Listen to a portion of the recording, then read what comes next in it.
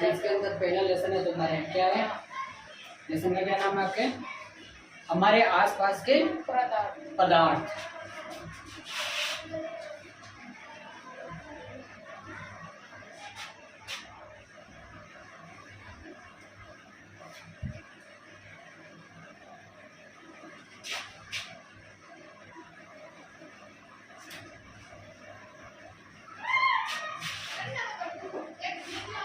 हमारे आसपास के पदार्थ। सबसे पहले हम बात करते हैं पदार्थ की। पदार्थ क्या होता है? पदार्थ क्या होता है? दुनिया में जितनी भी वस्तुएं, जितनी भी चीजें है ना, वो सब के सब क्या है? पदार्थ है। चाहे एक छोटा छोटा कणी क्यों ना हो, वो भी पदार्थ है। पदार्थ को डेफिनेशन क्या होती है? पदार्थ वह होता है जिन्हें हम हमारी पांचों ज्ञानेंद्रियों द्वारा महसूस कर सकते हैं, जिनका वजन होता है यानी द्रव्यमान होता है, और जो क्या करता है? स्थान घेरता है। बताया था ना आप लोगों को? पदार्थ वह होता है जिसका द्रव्यमान होता है, द्रव्यमान मतलब जिसका वजन होता है। दूसरा जो क्या करता है? स्थान घेरता है।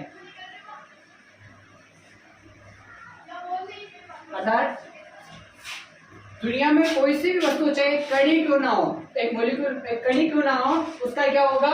वजन होता है। मान लो ये पेन है, पेन, इसका वजन चाहे 10 ग्राम ही होगा, लेकिन उसका वजन है। और दूसरा, मैं अगर इसको यहाँ रखता हूँ तो देखो इसने स्थान घेर रखा है इतना।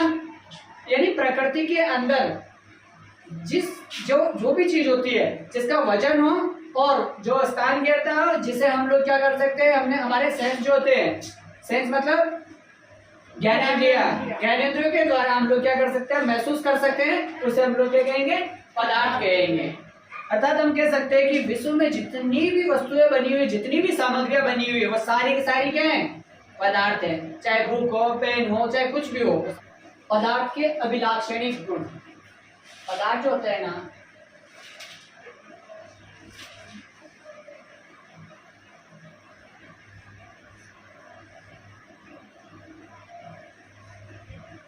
अभिलाक्षणिक गुण मतलब पदार्थ के जो गुण होते हैं वो कैसे है? तो हम मान सकते हैं पदार्थ के कण जो होते हैं उनके बीच रिक्त स्थान होता है।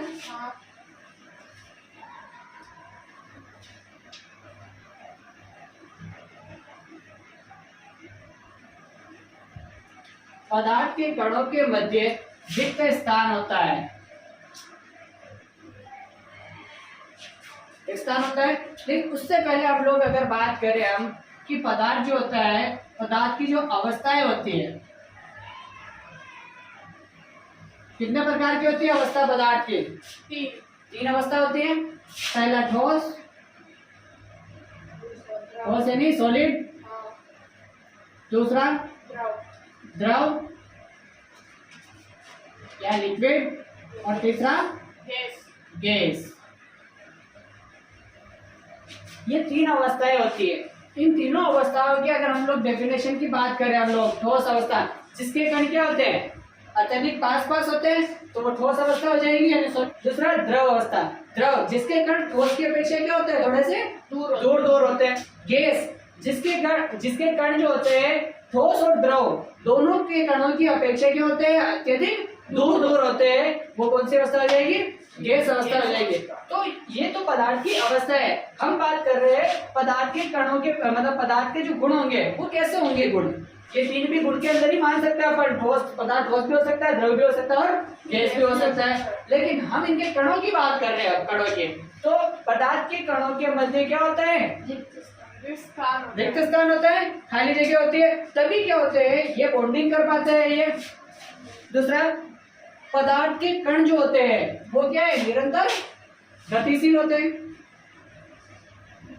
पदार्थ के कण, कण का मतलब पता है ना? कण कण छोटे छोटे होते हैं ना। मान लो ये पेन है, इस पेन को मैं तोड़ता जाऊं एक ऐसी स्थिति आ जाती है मैं वापस इसको तोड़ नहीं पाऊंगा, तो उसका क्या बचेगा, अंश, जिसको बोलते हैं अंश या कण। ठीक है, उस अंश या कण को फिर से मैं जोड़ता जाऊं वापस पेन बना सकता हूं मैं। तो वही उसी को बोलते हैं हम लोग कण। तो पदार्थ, अब ये मतलब कण को जोड़ता गया तो क्या बन गया, पेन बन गया ना। तो इस पेन को हम लोग क्या बोल सकते हैं, पदार्थ बोल सकते हैं हम लोग कि हाँ ये पदार्थ है। तो इस पदार्थ के कण जो है उसकी बात करें, इस मतलब पदार्थ के जो कण होते हैं उसके मध्य क्या होते हैं, सॉरी, पदार्थ के कण क्या होते हैं, निरंतर गतिशील होते हैं। निरंतर गतिशील कैसे, अब पदार्थ के कण निरंतर एक जगह तो रुकते नहीं है ना कण। चाहे ब्रह्मांड के अंदर मिट्टी के जो कण होते हैं वो भी एक जगह स्थिर नहीं होते, हवा के कारण इधर उधर उड़ते रहते हैं वो। और उसी तरह से हम दूसरे पदार्थ की भी बात करें कि सर ये पेन तो है, इस पेन के कण निरंतर गतिशील कहाँ है सर, एक जगह तो स्थिर है। हाँ स्थिर है, लेकिन अगर इसको हम लोग गर्म करेंगे तो क्या होगा, पिघलना शुरू हो जाएगा, यानी इसके कण क्या होने लग जाएंगे, मोशन करने लग जाएंगे, गतिशील हो जाएंगे इसके कण। आगे बात समझ में, ताकि अगर ये अभी है तो अभी तो स्थिर है मान सकते हैं अपन, लेकिन इसको अगर किसी अन्य तरीके से या फिर गर्म करेंगे हम लोग, तो गर्म करने पर इसके कण पिघल जाएंगे, तो गति कर रहे हैं ना वो। तो पहला पॉइंट तो हो गया, पदार्थ के कणों के मध्य क्या है, रिक्त स्थान होता है, पता चल गया रिक्त स्थान होता है, तभी वो टूट सकते हैं, बॉन्डिंग बना सकते हैं। दूसरा, पदार्थ के कण निरंतर क्या होते हैं, गतिशील होते हैं। पदार्थ के कण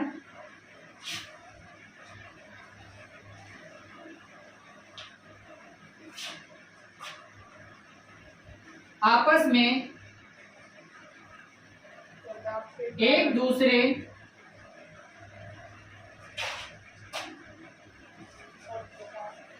कण को क्या करते हैं, आकर्षित करते हैं। समझ में आ रही बात, आकर्षित करते हैं मतलब कि मान लो इस पेन को बनाया गया है या ये पेन के जो कण हैं ये दोनों आपस में एक दूसरे को आकर्षित करते हुए तभी ये बना है। पदार्थ के कण, इसके जो कण हैं आपस में मिलेंगे, जुड़ते जाएंगे, एक दूसरे को खींचेंगे तो आकर्षित करेंगे एक दूसरे को, तभी क्या होगा, कोण बनेगा। मान लो दो व्यक्ति खड़ा हुए हैं, ठीक है, फिलहाल तो दूर है, लेकिन आपस में हाथ पकड़ के और एक दूसरे को खींचेंगे वो, तो क्या कह सकते हैं हम लोग, ज्वाइंट है अभी वो। हाँ, एक दूसरे को बराबर स्थिति में अगर खींच रहे हो वो, तो एडजस्ट होकर अगर वो ज्वाइंट है तो हम लोग कह सकते हैं कि हाँ एक दूसरे को क्या कर रहे हैं, आकर्षित कर रहे हैं। तो इनके कण जो होते हैं पदार्थ के, वो क्या करते हैं, एक दूसरे को आकर्षित करते हैं। तो समझ में आ गई बात। पदार्थ क्या होता है, जिसका क्या होता है, द्रव्यमान होता है, और जो क्या करता है, स्थान घेरता है, यानी जिसका आयतन होता है। ठीक है, दूसरा क्या है, जिसे हम लोग क्या कर सकते हैं, हम ज्ञानेंद्रियों द्वारा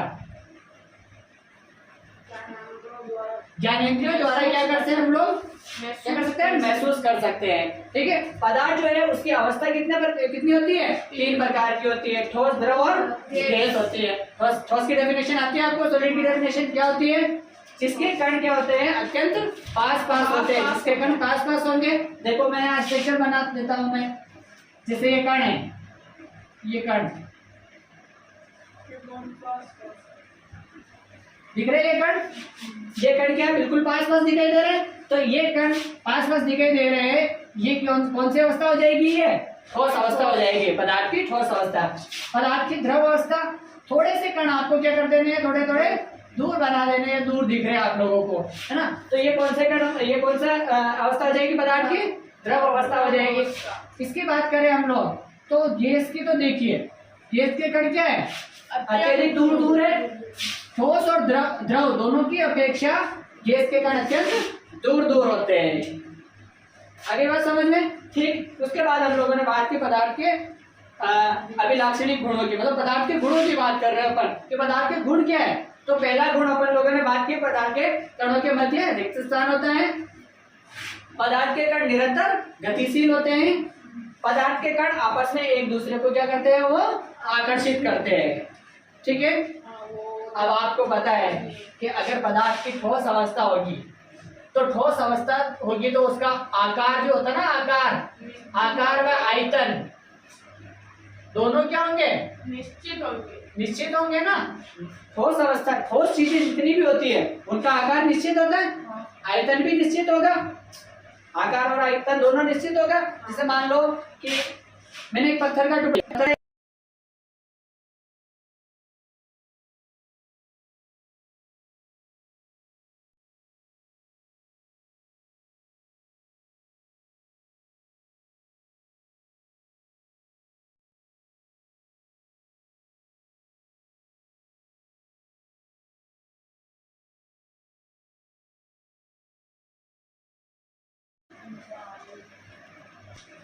इंटरनल जो फोर्स होता है अंतरा आणविक बल, वो क्या होता है? अत्यधिक तेज होता है।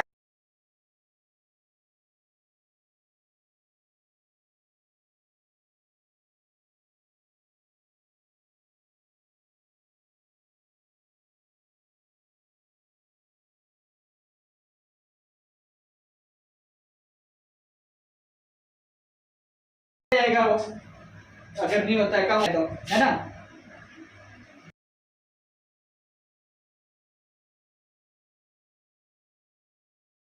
पदार्थ होता है या ठोस अवस्था में अगर कोई पदार्थ होता है उस पर कोई बाह्य बल आरोपित करते हैं, बाहर का बल अगर लगाते हैं अपन, मान लो ये पेन है, मैं इस पर बाहर का बल लगा रहा हूं मैं, तो क्या वो दब रहा है क्या? ये दब रहा, लेकिन ज्यादा ही बल लगा दूंगा तो क्या हो जाएगा? ये टूट जाएगा। तो बात समझ में आ रही है आपको? ठोस पदार्थ जो होते हैं उन पर बाह्य बल लगाने पर वो अपनी आकृति निश्चित बनाए रखते हैं, लेकिन बाह्य बल इसकी जो कैपेसिटी होती है उससे भी ज्यादा लगा दिया जाता है तो क्या हो जाएगा? वो पदार्थ टूट जाएगा, बिखर जाएगा वो। लेकिन ऐसा क्या द्रव में होता है क्या? द्रव टूटता है क्या? गैस, गैस में भी टूटती है। आ रही बात समझ में आप लोगों को? ठीक है। सीमा जो होती है, सीमा वो निश्चित होती है। सीमा, मान लो ये टेबल है, ये टेबल ठोस अवस्था है तो देखो इसकी सीमाएं निश्चित है, लेकिन गैस की कोई सीमा निश्चित है क्या? अभी नहीं है। सारी बात समझ में आप लोगों को? ठोस की जो सीमाएं होती है वो फिक्स होती है। मान लो कि मैंने एक कांच की स्लाइड ले ली, कांच की स्लाइड ली, इस कांच की स्लाइड की सीमाएं निश्चित है। सीमा का मतलब तो जानते हो ना, सरफेस वगैरह जो भी है, बाउंड्री। ये बाउंड्री जो है इसकी निश्चित होती है ठोस की, लेकिन गैस की निश्चित नहीं होती है ना। और द्रव की भी निश्चित नहीं होती है। द्रव की निश्चित कहाँ होती है? नहीं होती है ना द्रव की। क्या होता है? कम होता है। विसरण मतलब बहना, विसरण।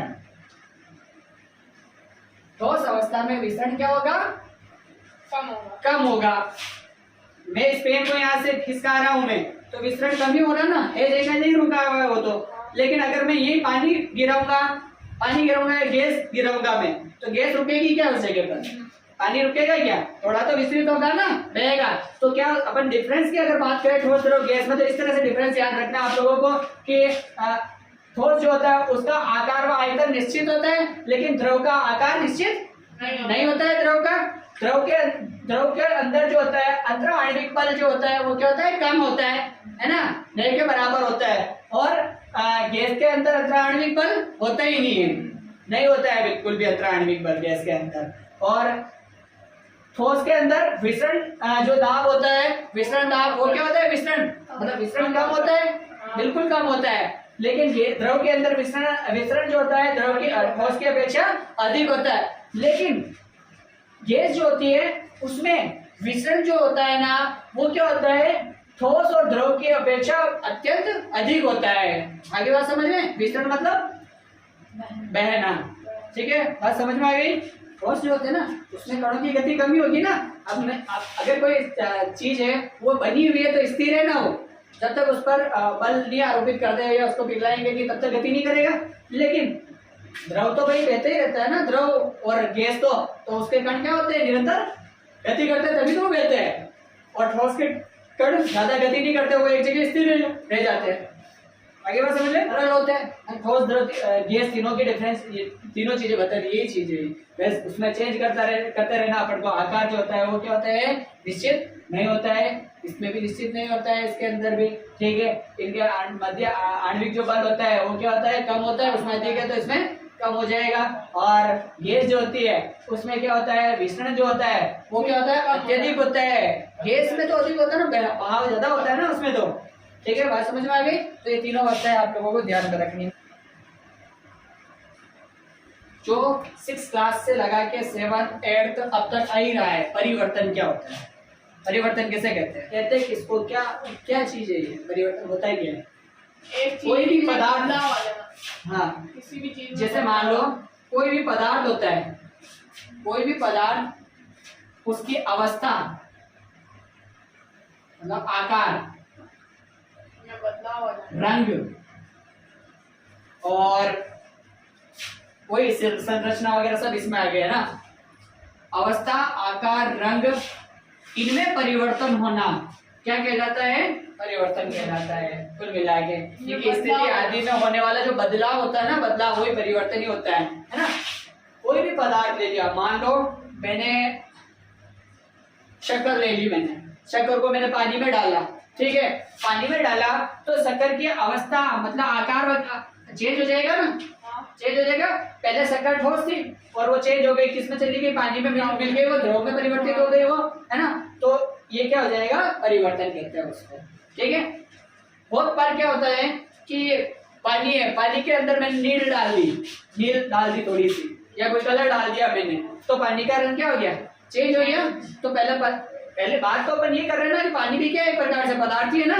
दुनिया में ब्रह्मांड में जितनी भी चीजें सब क्या है, पदार्थ है। तो हम पदार्थ की बात करेंगे, पदार्थ में जो परिवर्तन कैसे होता है, पदार्थ की अवस्था, आकार और रंग इनमें बदलाव हो जाता है पदार्थ के, तो वो क्या कहलाता है, परिवर्तन कहलाता है। परिवर्तन जो होता है वो कितने प्रकार का होता है, वो 5 प्रकार का होता है परिवर्तन। कौन कौन सा, एक तो मंद, बहुत सारे चीजें जो होती है मंद, धीरे धीरे परिवर्तित होती है। मान लो कि लोहा बाहर पड़ा हुआ है और उसके अंदर, ठीक है, तो जैसे उस पर पानी गिरेगा क्या चेंज थोड़ा हो जाएगा, क्या नहीं होगा, धीरे धीरे धीरे धीरे उस पर जंग आना शुरू हो जाएगा।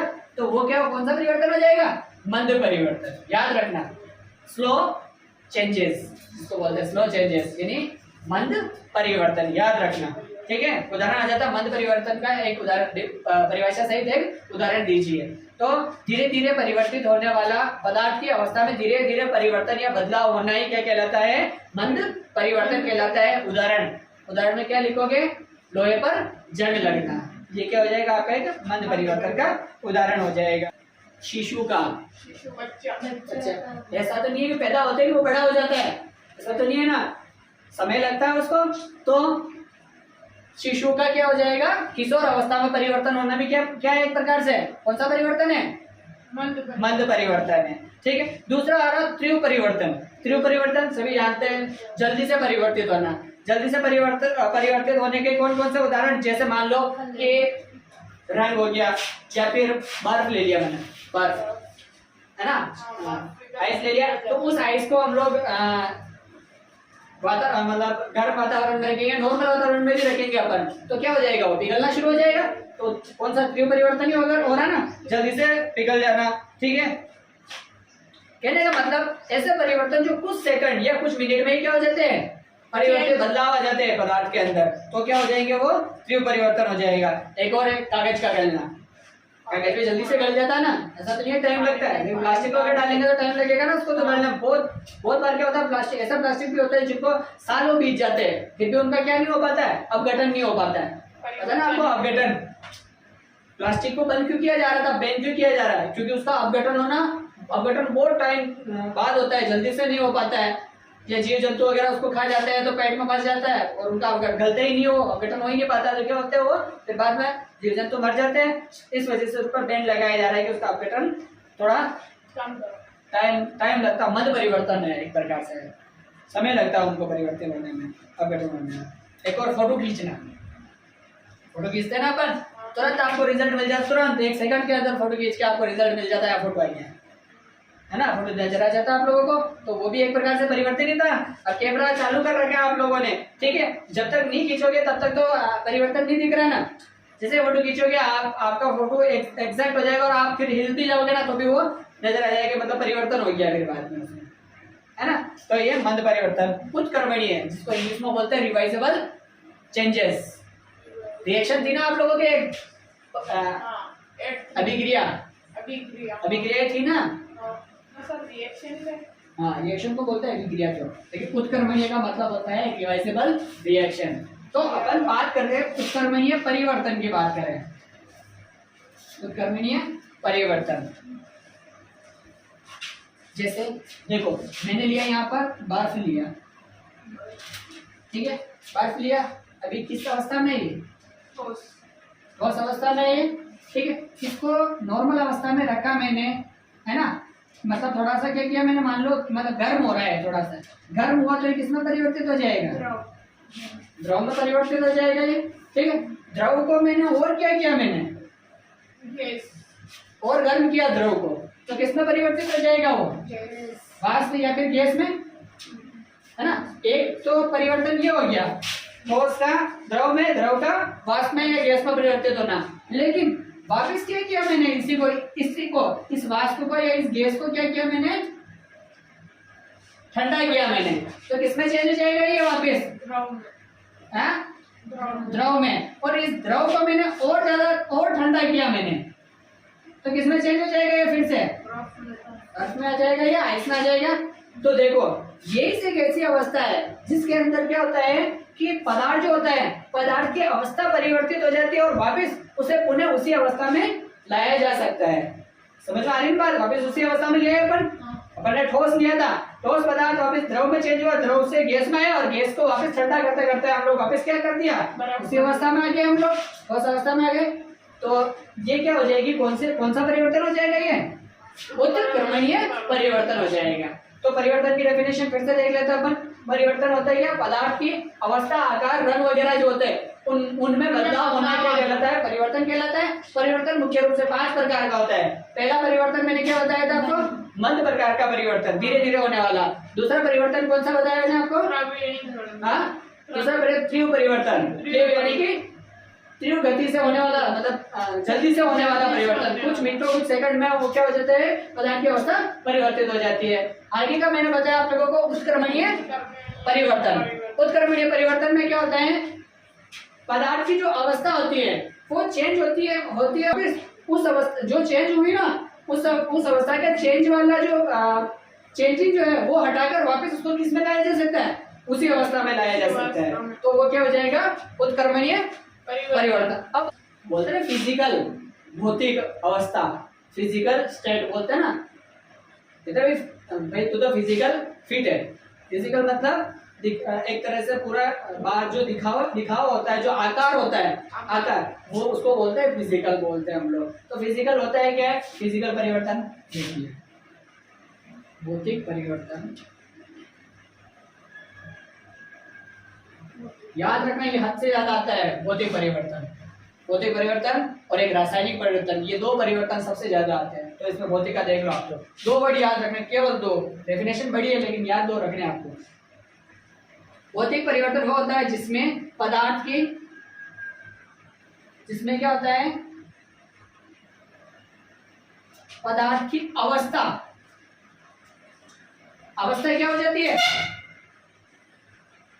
परिवर्तित हो जाती है। पदार्थ की क्या हो जाएगी? अवस्था परिवर्तित। अवस्था मतलब आकार परिवर्तित हो जाता है। तो वो क्या कहलाता है? वो भौतिक परिवर्तन। आकार परिवर्तित हो जाता है लेकिन रासायनिक जो गुण होते हैं, रासायनिक गुण वो परिवर्तित नहीं होते। भौतिक परिवर्तन वे होते हैं जिसके अंदर पदार्थ की अवस्था है या फिर हम लोग बोल सकते हैं आकार या आकृति, वो परिवर्तित हो जाती है, लेकिन उसके रासायनिक जो गुण होता है, रासायनिक गुण, वो परिवर्तित नहीं होता है। जैसे बर्फ को अपन ने पिघलाया, बर्फ को पिघलाया अपन ने, बर्फ को ठोस अवस्था में भी अगर हम लोग टेस्ट करेंगे हम लोग तो भी वैसे ही लगेगा, और पानी बन जाएगा तो भी अपन को वैसे ही लगेगा ना वो बर्फ। हाँ, ठंडा वंडा उसकी वो बात अलग है, लेकिन लगेगा तो वैसे ही ना, वो पानी है वो, है ना। तो समझ में आ रही बात? मतलब उसका टेस्ट अगर चेंज हो गया तो वो क्या चीज परिवर्तित हुई? उसकी रासायनिक गुण परिवर्तित हुआ, या उसका कलर चेंज हो गया तो रासायनिक परिवर्तन हुआ। लेकिन वहां तक क्या हो रही है? भौतिक परिवर्तन में तो केवल उसकी अवस्था परिवर्तित हो रही है, तो भौतिक परिवर्तन। अब एक और परिवर्तन है रासायनिक।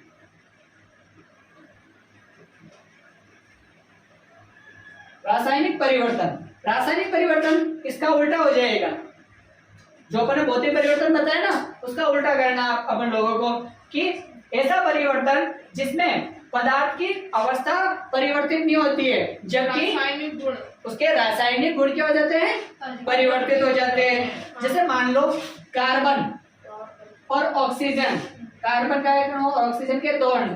पहले कार्बन का जो गुण है कार्बन का है, कार्बन का गुण फिलहाल कार्बन का ही रहेगा, ऑक्सीजन का ऑक्सीजन का ही है, लेकिन ये दोनों रिएक्शन करके क्या बन जाएगा, कार्बन कार्बन डाइऑक्साइड। यदि गुण चेंज हो गया, इसका रासायनिक गुण चेंज हो गया ना, ठीक है, लेकिन अवस्था क्या है, अवस्था तो वही है ना, कार्बन गैस और ऑक्सीजन गैस अगर मान लेते हैं अपन, कार्बन गैस ऑक्सीजन ये दोनों मिलकर क्या गैस का ही निर्माण कर रहे हैं फिर से, है? तो इसकी भौतिक अवस्था चेंज हुई क्या, नहीं, फिजिकल स्टेट चेंज हुई क्या, नहीं हुई। क्या चेंज हुआ, रासायनिक गुण चेंज हो गया उसका, तो रासायनिक परिवर्तन कहलाता है।